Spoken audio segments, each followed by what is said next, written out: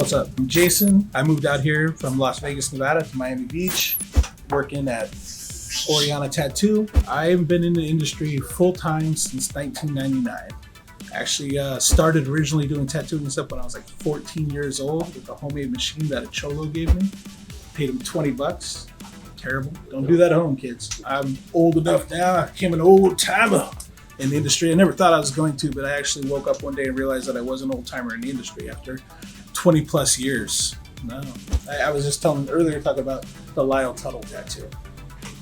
When I got the back of my head tattooed, Lyle Tuttle came up to me and I didn't even see him coming, and he smacked me in the back of the head and damn near knocked me out of my chair, yelling at me about tattooing my coconut.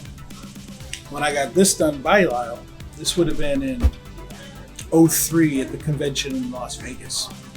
Lyle sat there. Of course, it was just old school Lyle. Had Philadelphia Eddie sitting there telling me, he was like, "Why are you letting this guy tattoo you? He doesn't know what he's talking about. I don't know how to tattoo. I told him it's 67. And just listening to these old timers, it's kind of like an E! True Hollywood story.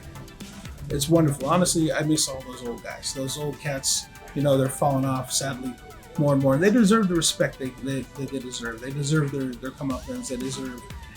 maybe we should as artists, we should probably put a little retirement fund together for some of these guys, just so that they can actually still get by and do really well. To be real, with cancel culture these days, they would cancel every single one of the old timers. But being the case, if it wasn't for them, there wouldn't be anything today. I even give my props up to the bikers. A lot of people kind of forget about them in the middle of it all, But had basically the bikers not kept it together, there wouldn't be a tattoo industry. At least not that we know, because they're the ones kept it alive. If it weren't for them, we wouldn't have what we have today.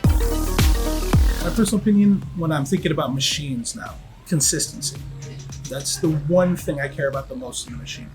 I will say that FK Irons, the machines, they up the game 100%. I'm giving them their props because my machine is beautiful. It's the most money I ever spent on a machine, but it's the best money I ever spent when it comes to actually tattooing. I'm gonna say the journey in the tattoo world for me it's been a great one. As they say in Canada, peace out, eh? As we say in Miami Beach, hasta luego, dale, and ciao. As I like to always say, deuces.